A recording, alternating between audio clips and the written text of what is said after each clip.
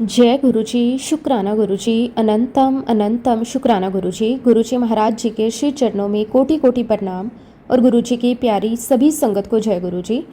संगत जी, जब गुरुजी महाराज किसी का हाथ थाम लेते हैं तो उसके जीवन की दिशा ही बदल जाती है।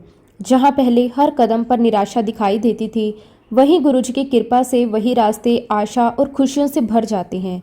जो व्यक्ति अकेला महसूस करता था, उसे हर पल अपने साथ गुरुजी की उपस्थिति का अनुभव होने लगता है। गुरुजी महाराज जी की कृपा का कोई अंत नहीं है।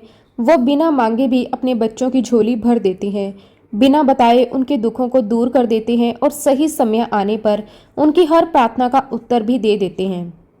कभी किसी के जीवन में स्वास्थ्य का आशीर्वाद बनकर आते हैं, कभी परिवार की खुशियों का कारण बनते हैं, तो कभी टूटे हुए मन में नया विश्वास जगा देते हैं। संगत जी, गुरुजी जिस पर अपनी नजर करम कर देते हैं, उसके जीवन में चमत्कार केवल घटनाओं के रूप में नहीं, बल्कि सोच, विश्वास, धैर्य और आत्मिक शांति के रूप में भी दिखाई देने लगते हैं।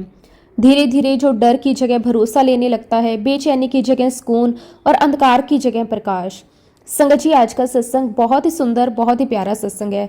गुरुजी महाराज जी की बहुत ही प्यारी और ब्लेस्ड संगत का सत्संग है। संगत जी, सत्संग को पूरा जरूर सुने, पूरे भक्ति भाव के साथ सुने, क्योंकि हर एक सत्संग में गुरुजी महाराज हमें अपनी भरपूर ब्लेसिंग्स देते हैं। संगत जी, सत्संग शुरू करने से पहले मैं आप सबसे एक छोटी सी रिक्वेस्ट करूंगी कि अगर अभी तक आपने गुरुजी की संगत चैनल को सब्सक्राइब नहीं किया तो हमारे इस चैनल को सब्सक्राइब जरूर कर लें, क्योंकि इस चैनल पर आपको गुरुजी के बहुत ही प्यारे प्यारे सत्संग सुनने को मिलते रहेंगे। तो चलिए संगत जी, पूरे भक्ति भाव के साथ इस सत्संग की शुरुआत करते हैं। जय गुरुजी, शुक्राना गुरुजी, अनंतम अनंतम शुक्राना गुरुजी। संगत जी, सबसे पहले मैं गुरुजी महाराज जी के श्री चरणों में कोटि कोटि प्रणाम करती हूँ और गुरुजी की प्यारी सभी संगत को जय गुरुजी। संगत जी, हम सब की बाहरी दुनिया में ना जाने क्या क्या चलता रहता है, लेकिन मायने ये रखता है कि हमारे भीतर, हमारी आत्मा में क्या चल रहा है। और जब संगत जी गुरुजी महाराज जी का आशीर्वाद हो, उनकी कृपा हमारे साथ हो, हमें आत्मिक और आध्यात्मिक बल मिलता है, जो किसी भी इंसान को सच्चा बंदा बनाने के लिए काफी होता है। संगत जी, आज का समय ऐसा है कि हर इंसान बाहर से मुस्कुराता हुआ दिखाई देता है, लेकिन उसके भीतर ना जाने कितनी चिंताएं, कितने संघर्ष और कितनी अनकही बातें चल रही होती हैं। कोई अपने परिवार को लेकर परेशान है, कोई अपने स्वास्थ्य को लेकर, कोई अपने बच्चों के भविष्य को लेकर, तो कोई अपने रोजगार और जीवन की जिम्मेदारियों को लेकर।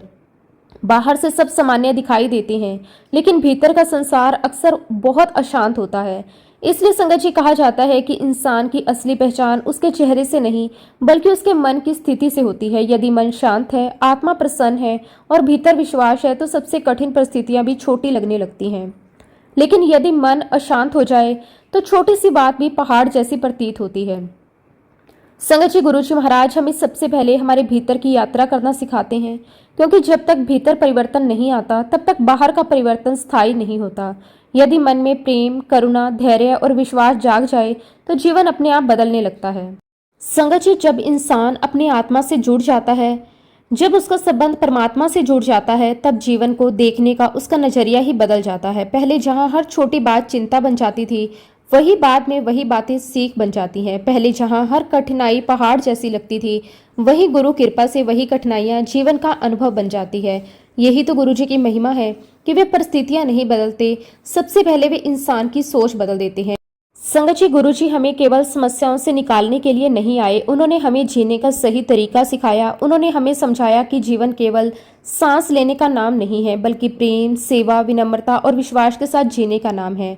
उन्होंने हमें ये नहीं सिखाया कि दुनिया से भाग जाओ, उन्होंने हमें यही सिखाया कि दुनिया में रहो, अपने सारे कर्तव्य निभाओ, लेकिन अपने मन को परमात्मा से जोड़ कर रखो।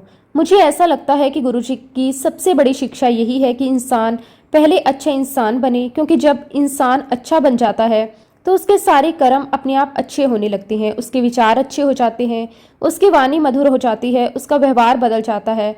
वो दूसरों की कमियां देखने की बजाय उनके गुण देखने लगता है, वो शिकायतें कम और शुक्राना ज़्यादा करने लगता है। संगत जी, मुझे ऐसा लगता है कि अगर किसी को बदलने के लिए बार बार बोलना पड़े तो फिर उस बोलने का मतलब ही क्या निकला। सच्चा परिवर्तन कभी भी केवल शब्दों से नहीं आता, परिवर्तन तब आता है जब सामने वाले के जीवन में प्रेम उतर जाए। संगत जी, यही तो एक सच्चे गुरु की पहचान होती है। वो हमें आदेश देकर नहीं, बल्कि अपने प्रेम से बदलते हैं। वो हमें डांट कर नहीं, बल्कि अपने व्यवहार से सिखाते हैं। उनके सामने बैठकर ही मन शांत होने लगता है। गुरुजी कभी भी किसी भी तरह के रिस्ट्रिक्शंस में नहीं रखते थे। उन्होंने कभी ये नहीं कहा कि अगर तुम ऐसा नहीं करोगे तो तुम्हें मेरी कृपा नहीं मिलेगी। उन्होंने कभी भी डर का सहारा नहीं लिया। उन्होंने हमेशा प्रेम का रास्ता अपनाया। लेकिन जो प्रेम होता है ना संगत जी, वो हमें आज़ादी देता है, आज़ादी सोचने की, आज़ादी निर्णय लेने की, आज़ादी सही राह चुनने की। प्रेम हमें ये विश्वास देता है कि चाहे हम कितनी भी गलतियां कर लें, अगर हमारा मन सच्चा है तो गुरु हमें संभाल लेंगे। प्रेम हमें गिरने नहीं देता। संगत जी, गुरु जी का प्रेम ऐसा प्रेम था जिसमें किसी प्रकार का स्वार्थ नहीं था। उन्होंने कभी ये नहीं देखा कि कौन अमीर है, कौन गरीब है, कौन बड़ा है, कौन छोटा है। उनके लिए हर इंसान समान था। हर संगत उनके लिए अपने परिवार की तरह थी। जो भी उनके दर पर आया खाली नहीं लौटा। किसी को मानसिक शांति मिली, किसी को स्वास्थ्य मिला, किसी को रोजगार मिला, किसी को परिवार में सुख मिला, और सबसे बड़ी बात, हर किसी को गुरु जी का प्रेम मिला। संगत जी, गुरु जी ने हमें सेवा का भी यही भाव सिखाया। सेवा कभी दिखावे के लिए नहीं होनी चाहिए। सेवा कभी किसी प्रशंसा के लिए नहीं होनी चाहिए। सेवा केवल गुरु के प्रति प्रेम का एक छोटा सा माध्यम होनी चाहिए। संगत जी, हमारे गुरु जी महाराज जी ने हमें उसी प्रेम, उसी प्यार से अपना बनाया। उन्होंने हमें कभी ये महसूस नहीं होने दिया कि हम अकेले हैं। हर परिस्थिति में उन्होंने अपने बच्चों का हाथ पकड़ा, कभी दिखाई देकर, कभी बिना दिखाई देकर। संगत जी, जब से गुरु जी महाराज जी की शरण में हम आए हैं, अंदर एक आत्मिक शांति, एक संतुष्टि, एक बिल्कुल सही राह पर हम पहुंच गए हैं। अब जीवन में पहले जैसी घबराहट नहीं रहती, पहले जैसी बेचैनी नहीं रहती, क्योंकि मन में ये विश्वास बैठ चुका है कि जो कुछ भी होगा गुरु जी की इच्छा से होगा, और जो होगा हमारे भले के लिए होगा। अब हर सुबह शुक्राने से शुरू होती है और हर रात भी शुक्राने के साथ ही समाप्त होती है। संगत जी, एक बार की बात है, मैं गुरुजी महाराज जी के दरबार में उनके पास बैठी हुई थी और तभी गुरुजी ने मुझसे पूछा, आंटी विश्वास की हुंदा है? गुरुजी का ये प्रश्न सुनकर मैं कुछ क्षणों के लिए बिल्कुल शांत हो गई। मुझे समझ ही नहीं आया कि गुरुजी इस प्रश्न के माध्यम से मुझे क्या समझाना चाहते हैं, क्योंकि हम सभी अपने जीवन में बहुत सहजता से ये शब्द बोल देते हैं कि हमें विश्वास है, हमें अपने परिवार पर विश्वास है, अपने दोस्तों पर विश्वास है, अपने अनुभवों पर विश्वास है, और सबसे बढ़कर हम ये भी कह देते हैं कि हमें अपने गुरु पर विश्वास है। लेकिन उस समय गुरु जी की आंखों में जो करुणा थी, जो मुस्कान थी, जो गहराई थी, उसे देखकर ऐसा लग रहा था कि आज गुरु जी विश्वास से भी कई ऊंची किसी बात का रहस्य खोलने वाले हैं। मैं गुरुजी की ओर देखती रही और गुरुजी समय ही मुस्कुराकर कहने लगे, विश्वास इस पर कर लो, उस पर कर लो, सब पर कर लो, विश्वास कुछ नहीं होता। सबसे बड़ी बात होती है सरेंडर करना। संगत जी, गुरुजी के ये शब्द सुनकर मैं भीतर तक हिल गई, क्योंकि जिस विश्वास को हम अपनी भक्ति का सबसे बड़ा आधार समझते थे, गुरुजी ने एक ही वाक्य में बता दिया कि उससे भी कई ऊंची अवस्था होती है समर्पण। उस समय मुझे महसूस हुआ कि गुरुजी केवल शब्द नहीं बोल रहे थे, बल्कि भक्ति का सबसे गहरा रहस्य समझा रहे थे। संगत जी, विश्वास का अर्थ होता है हमें भरोसा है कि सामने वाला हमारा भला करेगा, लेकिन समर्पण का अर्थ उससे कई आगे है। समर्पण का अर्थ है कि अब मैं अपना निर्णय भी अपने गुरु पर छोड़ देता हूँ। अब मैं ये नहीं कहता कि गुरुजी मेरी इच्छा पूरी करें। अब मैं केवल इतना कहता हूँ कि गुरुजी जो आपकी इच्छा हो वही मेरी इच्छा है। विश्वास में अभी भी हमारी अपनी उपेक्षाएं रहती हैं। विश्वास में अभी भी हमारा मन परिणाम देखना चाहता है। विश्वास में अभी भी हम सोचते हैं कि गुरुजी ऐसा करेंगे तो अच्छा होगा, वैसा करेंगे तो अच्छा होगा, लेकिन सरेंडर में ऐसा कुछ भी नहीं रहता। वहाँ केवल गुरु की इच्छा ही सर्वोपरि हो सकती है। और फिर गुरुजी कहने लगे कि विश्वास इस पर कर लो, उस पर कर लो, सब पर कर लो, विश्वास कुछ नहीं होता। संगत जी, जब गुरुजी ने यह बात कही तो ऐसा लगा मानो उन्होंने भक्ति की पूरी परिभाषा ही बदल दी, क्योंकि हम सोचते हैं कि आस्था और विश्वास ही सब कुछ है, लेकिन गुरुजी ने समझाया कि आस्था और विश्वास तो केवल शुरुआत है, मंजिल नहीं। मंजिल तो समर्पण है। समर्पण वो अवस्था है जहाँ प्रश्न समाप्त हो जाते हैं, शिकायतें समाप्त हो जाती हैं, तर्क समाप्त हो जाते हैं। वहाँ केवल स्वीकार रह जाता है, वहाँ केवल गुरु जी की इच्छा रह जाती है। वहाँ मनुष्य अपने जीवन की बागडोर समय नहीं संभालता, बल्कि गुरु के चरणों में रख देता है। लेकिन संगत जी, हम सभी लोग इतनी आसानी से कह देते हैं कि हमें विश्वास है। संगत जी, विश्वास करना आसान है, लेकिन अपना अहंकार छोड़ना बहुत कठिन है। हम कहते तो हैं कि सब कुछ गुरु जी का है, लेकिन भीतर कहीं ना कहीं हम चाहते हैं कि हमारी इच्छा पूरी हो। हम चाहते हैं कि हमारी योजना सफल हो। हम चाहते हैं कि हमारी सोच के अनुसार ही सब कुछ हो। जब तक मैं बची रहती है तब तक पूर्ण समर्पण नहीं हो सकता, और जब तक मन ये कहता रहता है कि मेरी इच्छा, मेरा निर्णय, मेरी सफलता, मेरी पहचान, तब तक कहीं ना कहीं अहंकार जीवित रहता है। लेकिन समर्पण में ये मैं धीरे धीरे समाप्त होने लगता है। वहाँ केवल एक ही भावना रह जाती है, गुरुजी मैं कुछ भी नहीं हूँ, जो कुछ हूँ आपकी कृपा से हूँ, जो कुछ मिलेगा आपकी इच्छा से मिलेगा, जो कुछ जाएगा वो आपकी इच्छा से जाएगा।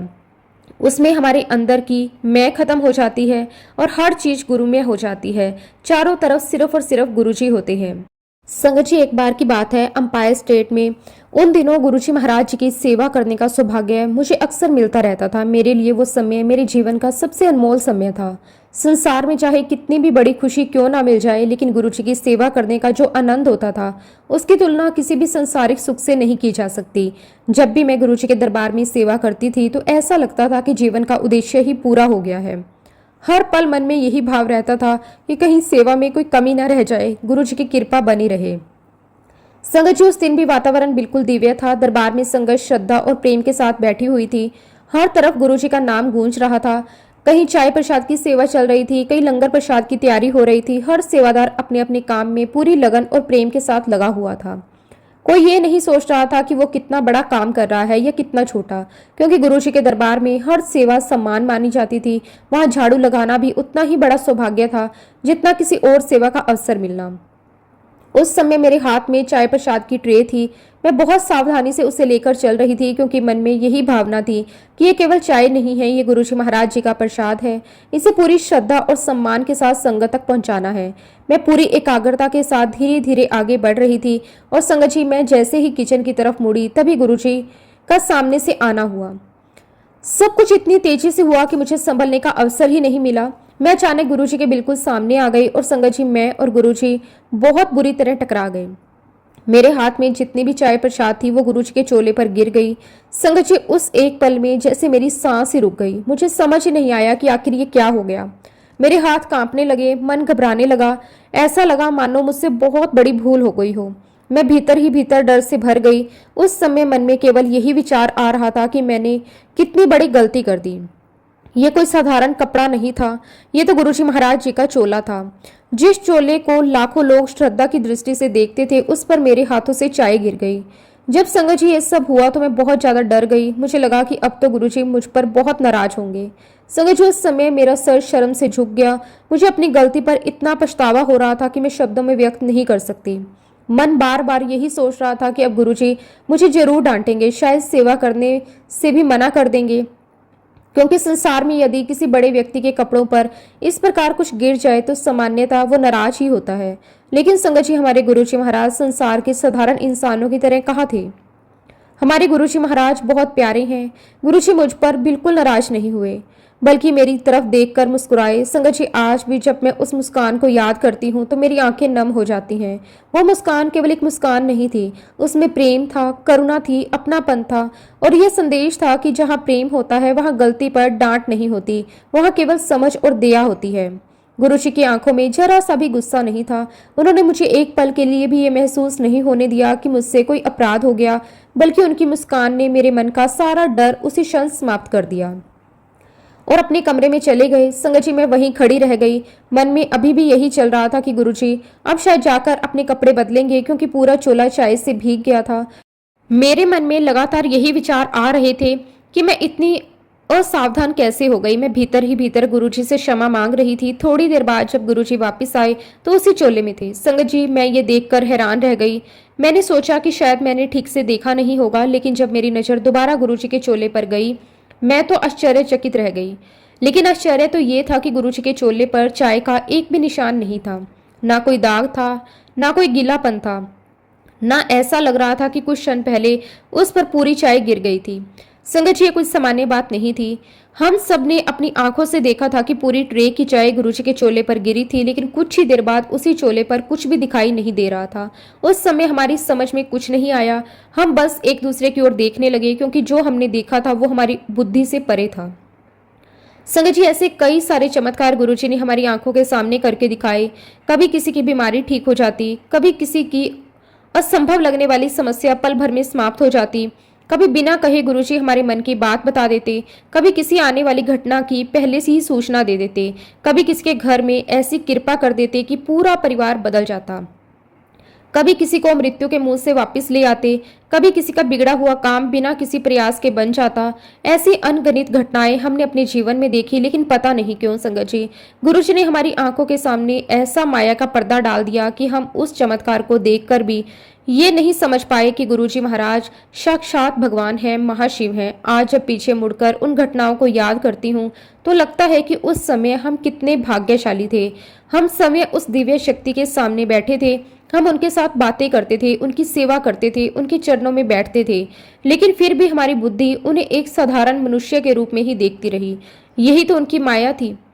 यदि उस समय हमें पूर्ण रूप से ये आभास हो जाता कि हमारे सामने समय महाशिव विराजमान है, तो शायद हम उनके सामने सहज होकर बैठ भी नहीं पाते।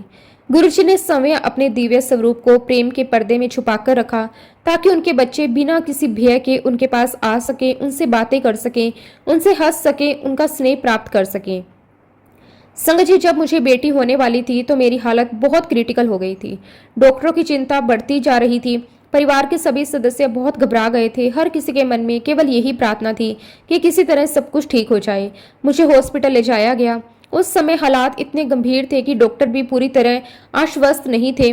संगत जी, जब सारी दुनिया के रास्ते बंद होने लगते हैं, तब गुरुजी का दरबार ही सबसे बड़ा सहारा बनता है। संगत जी, उस समय एक आंटी ने गुरुजी से फोन पर बात की और कहा कि गुरुजी आप कुछ करो। संगत जी, आंटी का विश्वास अटूट था। उन्हें पता था कि जहां डॉक्टरों की सीमा समाप्त होती है, वहां से गुरुजी की कृपा शुरू होती है। तो गुरुजी ने आंटी से कहा कि तुम्हें सिर्फ बच्चा चाहिए कि बहू भी चाहिए। संगत जी, सुनकर सभी कुछ क्षण के लिए शांत हो गए। गुरुजी ने यह प्रश्न यूं ही नहीं पूछा था। वो पहले से सब कुछ जानते थे। उन्हें आने वाले समय का पूरा ज्ञान था।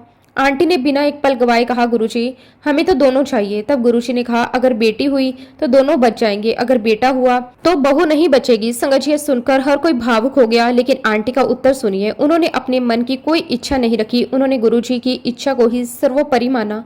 आंटी ने कहा कि गुरुजी आपकी जो मर्जी है, आप हमें वो बच्चा दें, लेकिन हमें दोनों चाहिए। संगत जी, यही तो सच्चा समर्पण है। जहां अपनी इच्छा समाप्त हो जाए, केवल गुरुजी की इच्छा रह जाए, जहां निर्णय गुरु पर छोड़ दिया जाए, जहां पर विश्वास हो जो होगा गुरुजी की इच्छा से होगा, गुरुजी जो करेंगे वही सर्वोत्तम होगा। फिर गुरुजी ने ब्लेस किया और संगत जी मुझे बेटी हुई। उस दिन पूरे परिवार में खुशी की लहर दौड़ गई और सबसे बड़ी बात यह थी कि गुरुजी के वचन सत्य हुए। माँ भी सुरक्षित रही, बेटे भी सुरक्षित रही। डॉक्टरों की सारी चिंताएं समाप्त हो गई। पूरा परिवार बार बार गुरुजी का शुक्राना करता रहा। हमें अच्छी तरह समझ आ गया कि गुरुजी के मुख से निकला हुआ एक एक शब्द कभी व्यर्थ नहीं जाता। उनका हर वचन सत्य होता है, उनकी हर कृपा अनमोल होती है, उनका हर आशीर्वाद जीवन बदल देता है। बेटी होने के बाद संगत जी, गुरुजी महाराज जी ने हमें 4 नाम बताए। इन चारों में से कोई एक नाम रख लो। किसी एक नाम पर विशेष तौर पर गुरुजी ने कहा कि अपनी बेटी को ये नाम दो। लेकिन संगत जी, हम अपना दिमाग लगाए बगैर कहाँ मानते हैं। यही तो मनुष्य का स्वभाव है। गुरु हमारे सामने समय खड़े होकर रास्ता दिखा दे, फिर भी हमारा मन अपनी बुद्धि पर अधिक भरोसा करता है। हम सोचते हैं कि शायद हमारी समझ ज्यादा सही है, शायद हमें जो उचित लग रहा है वही करना चाहिए। यही हमारा अहंकार है, जो बहुत सूक्ष्म रूप से हमारे भीतर बैठा रहता है। कई बार हमें इसका एहसास भी नहीं होता कि हम गुरु की आज्ञा से अधिक अपनी बुद्धि को महत्व दे रहे हैं। संगत जी, गुरुजी जब कोई बात कहते थे तो वो केवल एक सलाह नहीं होती थी। उनके हर शब्द के पीछे दूरदृष्टि होती थी। वो केवल वर्तमान को नहीं देखते थे, बल्कि आने वाले समय को भी स्पष्ट रूप से जानते थे। लेकिन हम साधारण मनुष्य अपनी सीमित बुद्धि से केवल आज को देखते हैं। हमें जो उस समय सही लगता है हम वही कर बैठते हैं। बाद में जब परिणाम सामने आते हैं तब समझ आता है कि गुरुजी ने जो कहा था उसमें कितनी गहराई थी। संगत जी, जैसा कि हम सभी के घरों में होता है कि पत्रिका के अनुसार जो अक्षर आता है, हम जनरली संगत जी बच्चे का नाम उसी अक्षर से रखना चाहते हैं। और संगत जी, हमने भी वही किया। हमारे परिवार में भी यही परंपरा थी। बड़े बुजुर्गों का यही मानना था कि जन्म पत्री के अनुसार जो अक्षर निकला है उसी से बच्चे का नाम रखना शुभ होता है। इसलिए परिवार के सभी लोग उसी दिशा में सोचने लगे। किसी ने कहा कि ज्योतिष के अनुसार ऐसा करना चाहिए, किसी ने कहा कि यही वर्षों से चलता आया है, इसलिए हमें भी यही करना चाहिए। धीरे धीरे हम भी उसी सोच में बह गए। उस समय हमारे मन में ये विचार ही नहीं आया कि जब समय गुरुजी ने अपनी कृपा से नाम बताया है तब किसी और आधार की आवश्यकता ही क्या है। लेकिन उस समय हमारी बुद्धि ने हमें यही समझाया कि परिवार की परंपरा भी निभानी चाहिए और हम उसी में उलझ गए। और संगत जी, हमने गुरुजी की बात नहीं मानी। आज जब उस घटना को याद करती हूँ तो मन में यही लगता है कि हमारी सबसे बड़ी भूल थी। गुरुजी ने जो नाम प्रेम से बताया था वो कोई साधारण नाम नहीं था, वो उनके आशीर्वाद से निकला हुआ नाम था। उनमें उनकी कृपा थी, उनका संकल्प था। इसलिए उस समय हम उस बात की गहराई को समझ नहीं पाए। संगत जी, कई बार जीवन में ऐसा होता है कि गुरु हमारे सामने सही रास्ता रख देते हैं, लेकिन हमारी सोच, समाज की परंपराएं, लोगों की राय, हमारा तर्क हमें उस रास्ते से भटका देता है। बाद में जब समय बीतता जाता है तब समझ आता है कि गुरुजी तो पहले ही सब कुछ जानते थे। उसके बाद संगत जी, मुझे बहुत ही सीवियर अर्थराइटिस हुआ। शुरुआत में तो हल्का हल्का दर्द हुआ, लेकिन धीरे धीरे वो तकलीफ बढ़ती चली गई। शरीर के जोड़ इतने दर्द करने लगे कि कई बार तो उठना बैठना भी कठिन हो गया था। सुबह उठते समय ऐसा लगता था जैसे पूरा शरीर जकड़ गया हो। हाथ पैरों में अकड़न रहती थी, चलना फिरना भी मुश्किल हो जाता था। कई बार छोटी सी चीज उठाने में भी दर्द महसूस होता था। डॉक्टरों से इलाज भी चलता रहा, दवाइयाँ भी चलती रही, कई प्रकार के उपचार भी किए। कुछ समय राहत मिलती, फिर दर्द वापिस शुरू हो जाता। उस समय शारीरिक पीड़ा के साथ साथ मन भी बहुत दुखी हो जाता था। संगत जी, बीमारी केवल शरीर को नहीं थकाती, वो मन को भी कमजोर करने लगती है। लेकिन गुरुजी की कृपा ये थी कि चाहे शरीर कितना भी कष्ट में रहा हो, भीतर कहीं ना कहीं ये विश्वास हमेशा बना रहा कि गुरुजी मेरे साथ हैं। कई बार संगत जी, संगत के लोग मुझसे मिलने आते, मेरी तबीयत पूछते, सभी अपने अपने अनुभव साझा करते। उसी दौरान कई संगत का कहना है कि यदि आपने उस दिन गुरुजी के जो नाम बताए हुए थे वो अपनी बेटी का नाम रखा होता तो शायद आपको इस तकलीफ से नहीं गुजरना पड़ता। संगत जी, जब भी कोई ये बात कहता, मेरा मन भीतर तक सोच में पड़ जाता था। मैं ये नहीं कह सकती कि वास्तव में ऐसा ही होता या नहीं, लेकिन अंतिम सत्य तो केवल गुरुजी ही जानते हैं। लेकिन इतना जरूर महसूस होता था कि गुरुजी ने जो कहा था उसमें अवश्य कोई गहरा रहस्य रहा होगा। उनके प्रत्येक शब्द का कोई ना कोई कारण होता था। और संगत जी, गुरुजी ने जो 4 नाम बताए थे उनमें से मुझे एक नाम आज भी याद है, स्वीकृति। संगत जी, आज भी जब मैं ये नाम सुनती हूँ तो मुझे गुरुजी की वही दिव्य मुस्कान याद आ जाती है। ऐसा लगता है मानो गुरुजी उसी क्षण हमारे सामने बैठे हों, प्रेम से कह रहे हो, इस नाम को रखो। कई बार मन में ये विचार आता है कि कितना सुंदर नाम था स्वीकृति, और उसमें भी अधिक सुंदर ये बात थी कि वो नाम स्वयं गुरुजी के मुख से निकला था। लेकिन पता नहीं क्यों संगत जी, हमारी मत ही जैसे मारी गई थी और हमने गुरुजी का बताया हुआ नाम नहीं रखा।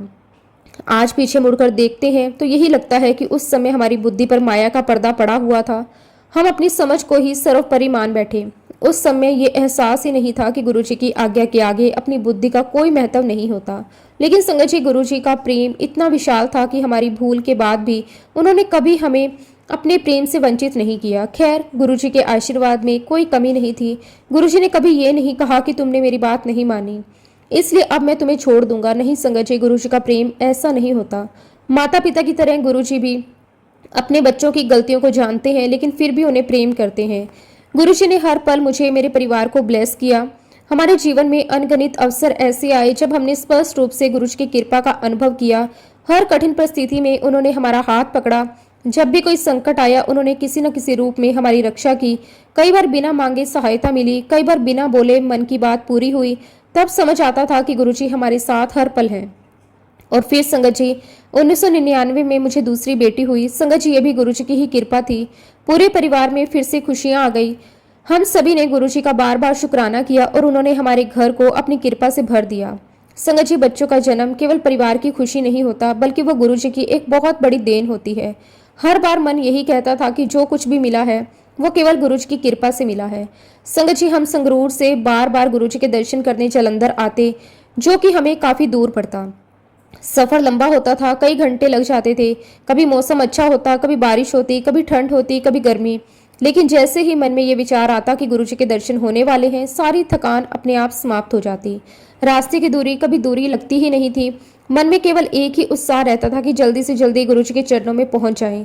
संगत जी, जिसने प्रेम किया हो उसके लिए दूरी का कोई महत्व नहीं होता। जहां प्रेम होता है वहां रास्ते छोटे लगने लगते हैं। लेकिन गुरुजी के आशीर्वाद से हम लुधियाना आ गए। जब हमारा लुधियाना आना हुआ तो हमें लगा कि अब शायद गुरुजी के दर्शन करना पहले से कुछ आसान हो जाएगा। मन में बहुत खुशी थी कि अब यात्रा थोड़ी कम हो जाएगी। लेकिन तब तक गुरुजी महाराज दिल्ली चले गए। संगत जी, एक पल के लिए ऐसा लगा जैसे फिर से दूरी बढ़ गई। लेकिन प्रेम का रिश्ता स्थानों का मोहताज नहीं होता। खैर संगत जी, हम दिल्ली भी गुरुजी के दर्शन के लिए जाते रहे। चाहे दूरी कितनी भी हो, चाहे समय कितना भी लगे, मन में केवल यही भावना रहती थी कि गुरुजी महाराज जी के दर्शन करने हैं, उनके चरणों में बैठना है। उनकी एक झलक ही पूरे जीवन की थकान मिटा देती थी। इसी प्रकार हमारी यात्रा चलती रही, जीवन आगे बढ़ता रहा, परिवार भी बढ़ता रहा, जिम्मेदारियां भी बढ़ती रही, लेकिन गुरुजी से जुड़ाव कभी कम नहीं हुआ। हर सुख में शुक्राना, हर दुख में गुरुजी का नाम, यही जीवन का आधार बन गया। लेकिन एक बार संगत जी गुरुजी से बहुत नाराज मैं हो गई। ये बात कहने में आज भी संकोच होता है, लेकिन ये मेरे जीवन का एक सच्चा अनुभव है। कई बार इंसान जब लगातार शारीरिक पीड़ा सहता है, तब उसका मन कमजोर पड़ जाता है। बाहर से चाहे वो कितना भी मजबूत दिखाई दे, भीतर कहीं ना कहीं प्रश्न उठने लगते हैं।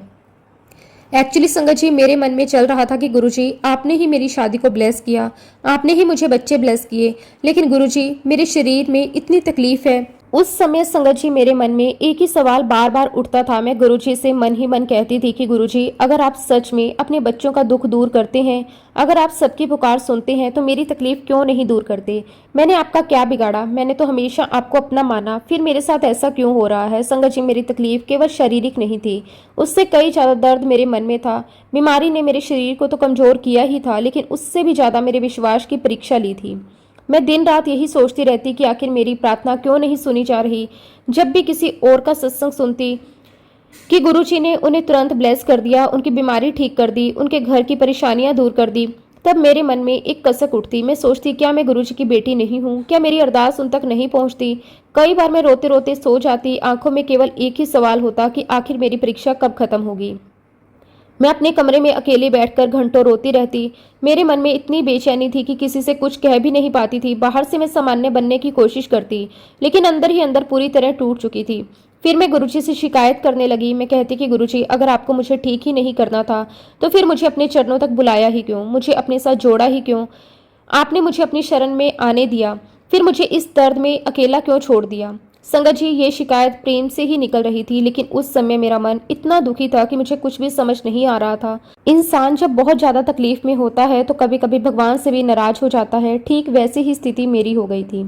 सबसे ज्यादा चिंता मुझे अपने बच्चों की रहती थी। मैं उन्हें खेलते हुए देखती, मेरी आंखें भर आती। मैं सोचती, अगर मुझे कुछ हो गया तो इन मासूम बच्चों का क्या होगा? ये अभी बहुत छोटे हैं, इन्हें माँ की सबसे ज्यादा जरूरत है। इनकी पढ़ाई, इनकी परवरिश, इनका भविष्य कौन संभालेगा? जब भी मेरे बच्चे मेरे पास आकर कहते, मम्मी हमारे साथ खेलो, तो मेरा दिल रो पड़ता, क्योंकि मैं अपनी तकलीफ की वजह से उनके साथ उतना समय ही नहीं बिता पाती थी जितना एक माँ देना चाहती है। मैं गुरुजी से बार बार यही कहती, आप उस तकलीफ को दूर क्यों नहीं करते? मेरे बच्चे तो बहुत छोटे छोटे हैं, मैं उनको कैसे संभालूं? अगर मैं ही ठीक नहीं रहूंगी तो इनका क्या होगा? लेकिन संगत जी, उस समय मुझे ये समझ नहीं थी कि गुरुजी हर पल मेरी सुन रहे हैं। उनका काम केवल हमारी इच्छा पूरी करना नहीं होता, बल्कि सही समय पर सही कृपा करना होता है। उस समय मैं केवल अपना दुख देख रही थी, गुरुजी की दूर की सोच को नहीं समझ पा रही थी। धीरे धीरे शिकायतें बढ़ती चली गई। मैं पहले जितना गुरुजी से जुड़ी हुई थी, अब उतनी ही दूर होती जा रही थी। मन में एक अजीब सी कड़वाहट आने लगी थी।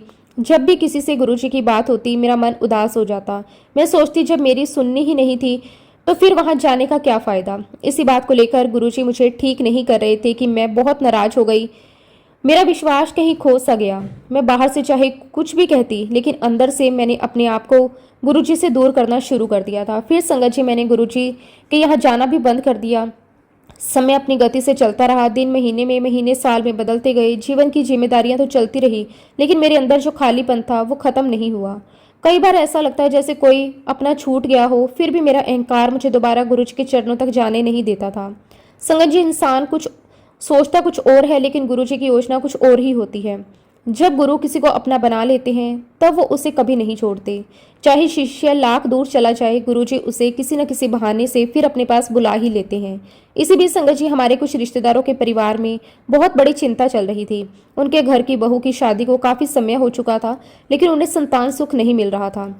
उन्होंने बड़े बड़े डॉक्टरों से इलाज करवाया, कई शहरों में गए, अनगिनत टेस्ट करवाए, दवाइयां चली, मंदिरों में माथा टेका, मन्नतें मांगी, लेकिन कोई परिणाम नहीं निकला। पूरा परिवार बहुत परेशान रहने लगा। घर का माहौल भी उदास रहने लगा। हर किसी की जुबान पर बस यही बात रहती कि आखिर ऐसा कब तक चलेगा। तभी किसी जानकार ने उन्हें बताया कि दिल्ली में गुरुजी हैं, जिनके पास अपार शक्ति है, वहाँ जो भी सच्चे मन से जाता है उसकी झोली कभी खाली नहीं लौटती। उन्होंने ये भी बताया कि बड़े मंदिर जाकर विशेष रूप से लंगर प्रसाद ग्रहण करना चाहिए, क्योंकि उसी में गुरु जी की असीम कृपा और आशीर्वाद समाया है। उन्होंने बिना देर किए दिल्ली जाने का निश्चय किया। पूरे विश्वास के साथ गुरुजी के बड़े मंदिर पहुंचे। वहां का वातावरण देखते ही उनके मन को अजीब सी शांति मिली। उन्होंने श्रद्धा से माथा टेका, गुरुजी को अपनी व्यथा सुनाई, फिर प्रेम से लंगर प्रसाद ग्रहण किया। वो कहते थे, जैसे ही उन्होंने लंगर प्रसाद लिया उनके मन का बोझ हल्का हो गया। उन्हें भीतर से विश्वास होने लगा कि अब सब अच्छा होगा। और सचमुच संगत जी गुरुजी की असीम कृपा हुई। कुछ समय बाद उनके घर खुशखबरी आई। उनकी बहू प्रेग्नेंट हुई और बाद में गुरुजी के आशीर्वाद से उन्हें एक नहीं बल्कि 2 सुंदर बच्चों का सुख प्राप्त हुआ। पूरा परिवार खुशी से झूम उठा। हर कोई यही कह रहा था कि ये सब गुरुजी की कृपा है। उनकी आंखों में केवल ग्रेटिट्यूड था, होठों पर केवल एक ही शब्द था, शुक्राना। कुछ समय बाद संगत जी व रिश्तेदार हमारे घर आए। बातचीत के दौरान उन्होंने बड़े प्रेम से अपना पूरा सत्संग हमारे साथ साझा किया। उन्होंने बड़े भावुक होकर बताया कि किस प्रकार गुरुजी ने उनकी वर्षों पुरानी मनोकामना पूरी कर दी। उनकी आंखों में आंसू थे, लेकिन वो दुख के नहीं, खुशी और ग्रेटिट्यूड के आंसू थे। जितनी देर वे गुरुजी की महिमा सुनाते रहे, घर का वातावरण भी भक्तिमय हो गया। फिर उन्होंने हमें बताया कि हमारे ही शहर में भी समय समय पर गुरुजी का सत्संग होता है। उन्होंने बहुत ही प्रेम से कहा, एक बार चलकर देखो, गुरुजी जिसे बुलाते हैं वही वहां पहुंच पाता है। संगत जी, आज जब पीछे मुड़कर देखती हूँ तो समझ आता है कि वह सब कुछ कोई संयोग नहीं था, वो गुरुजी का दोबारा बुलावा था। ये उनकी महिमा थी। उन्होंने एक ऐसे परिवार को माध्य बनाया जो स्वयं उनकी कृपा का अनुभव कर चुका था, ताकि मैं फिर से उनके चरणों तक लौट सकूं। लेकिन संगत जी, मेरे अंदर की नाराजगी अभी भी पूरी तरह खत्म नहीं हुई थी। बाहर से मैं सबकी बातें सुन लेती थी, लेकिन मेरा मन अभी भी शिकायतों से भरा हुआ था। मैं सोचती थी कि जब मेरी अपनी समस्या हल नहीं हुई तो फिर मैं दोबारा क्यों जाऊं। इसी बीच हमारे शहर में जब जब भी सत्संग होता, मेरे हस्बैंड बड़े प्यार से मुझसे कहते, चलो आज सत्संग में चलते हैं, थोड़ा मन भी शांत होगा और गुरुजी के चरणों में बैठने का अवसर मिलेगा। लेकिन मैं हर बार कोई ना कोई बहाना बना देती। कभी कहती तबीयत ठीक नहीं है, कभी कहती मेरा मन नहीं है, कई बार तो साफ शब्दों में कह देती मुझे नहीं जाना। अगर आपको जाना है तो आप चले जाइए। मेरे हस्बैंड कभी मुझ पर गुस्सा नहीं करते थे। वो केवल मुस्कुराकर कहते, कोई बात नहीं, जब गुरुजी बुलाएंगे तब तुम अपने आप चलोगी। उस समय उनकी ये बात मुझे समझ नहीं आती थी। संगत जी, इतना ही नहीं, मैं अपने बच्चों को भी सत्संग में जाने से मना कर देती थी। वे कभी अपने पापा के साथ जाने की इच्छा जताते तो मैं कहती, सत्संग में जाकर तुम लोग क्या करोगे, घर पर ही रहो। आज सोचती हूँ तो लगता है वो मेरा अहंकार बोल रहा था, मेरा दुख बोल रहा था। गुरुजी से नाराजगी इतनी बढ़ गई थी कि मैं अपने ही बच्चों को उस वातावरण से दूर रखने लगी थी। लेकिन गुरुजी की कृपा का तरीका ही निराला होता है। जब उनका बुलावा आता है तब कोई भी शक्ति उस बुलावे को रोक नहीं सकती। और संगत जी, हमारे शहर में जो आंटी अपने यहाँ पर सत्संग करवाती थी, वो बहुत ही प्रेम से गुरुजी का सत्संग अपने घर पर करवाया करती थी। उनके घर का वातावरण हमेशा बड़ा ही शांत और भक्ति में रहता था। जब भी वहाँ सत्संग होता, दूर दूर से संगत आती, कोई अपनी खुशियों का शुक्राना करने आता, कोई अपनी परेशानियां लेकर आता, कोई केवल गुरुजी के चरणों में बैठकर मन को शांत करने आता। लेकिन संगत जी, उन दिनों मेरा मन इतना कठोर हो चुका था कि मैं उन सब बातों से अपने आप को बिल्कुल अलग रखती थी। मुझे किसी के सत्संग से कोई फर्क नहीं पड़ता था। मैं यही सोचती थी कि लोगों के साथ जो हुआ होगा वो उनकी किस्मत होगी। मेरे साथ तो ऐसा कुछ भी नहीं हुआ, इसलिए मैं वहां जाने का कोई कारण ही नहीं देखती थी। एक बार फिर उन आंटी के यहाँ पर सत्संग रखा गया। पूरे शहर की संगत को निमंत्रण दिया गया। मेरे हस्बैंड ने भी मुझसे बड़े प्यार से कहा, चलो इस बार साथ चलते हैं। लेकिन मैंने पहले की तरह ही मना किया। मैंने कहा कि आप लोग जाइए, मुझे कहीं नहीं जाना। मेरे हस्बैंड कुछ नहीं बोले। उन्होंने मुस्कुराकर कहा, ठीक है, जैसे तुम्हारी इच्छा। संगत जी, उस दिन मेरे बच्चे भी वहीं बैठे हुए थे। उन्होंने सारी बातें सुन ली थी। शायद उनके मासूम मन में ये बात आ गई कि मम्मी को किसी तरह फिर से गुरुजी के पास ले जाना चाहिए। जब जाने का समय आया तो मेरे बच्चे बड़े उत्साह से तैयार होने लगे। उन्होंने अच्छे कपड़े पहने, अपने पापा के साथ जाने लगे। जाते जाते उन्होंने मुस्कुराते हुए कहा, मम्मी आप नहीं चलोगी? फिर मैंने फिर से मना कर दिया। तब मेरे बच्चों ने बहुत ही मासूमियत से कहा, ठीक है मम्मी, अगर आपको नहीं आना तो आप घर पर रहो, हम तो पापा के साथ जाएंगे। संगत जी, बच्चों की वो बात सुनकर भी मेरा मन नहीं पिघला। मैं घर पर ही रुक गई। जब ये लोग सत्संग में पहुंचे तो वहाँ का वातावरण देखकर बहुत खुश हुए। भजन चल रहे थे, संगत प्रेम से बैठी हुई थी, हर चेहरे पर एक अलग ही शांति दिखाई दे रही थी। बच्चे पहली बार उस वातावरण को इतने ध्यान से देख रहे थे। उन्हें वहाँ सब कुछ बहुत अच्छा लग रहा था। सत्संग समाप्त हुआ, सबने प्रेम से लंगर प्रसाद ग्रहण किया। फिर मेरे हस्बैंड बच्चों को लेकर घर वापिस आ गए।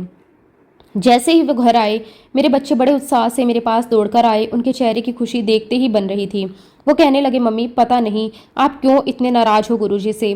फिर वे एक एक बात मुझे बताने लगे। उन्होंने कहा कि मम्मी, वहाँ कितने सारे लोग आए थे।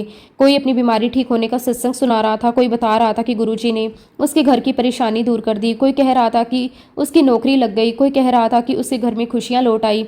हर कोई गुरुजी की वडियाई कर रहा था। मेरे बच्चे बहुत ही भावुक होकर कहने लगे, मम्मी, हमें तो वहाँ बहुत अच्छा लगा। वहाँ बैठकर मन को बहुत शांति मिली। ऐसा लग रहा था जैसे कोई अपना हमारे बीच बैठा हो। फिर उन्होंने बड़े प्यार से मेरा हाथ पकड़ लिया और बोले, मम्मी, सिर्फ हमारी बात मान लो।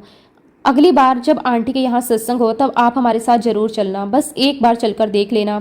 अगर अच्छा ना लगे तो फिर कभी मत जाना। संगत जी, बच्चों की बातों में कोई तर्क नहीं था, लेकिन उसमें एक सच्चा प्रेम था। उनके मन में कोई स्वार्थ नहीं था। वे केवल चाहते थे कि उनकी मम्मी फिर से पहले जैसी खुश हो जाए।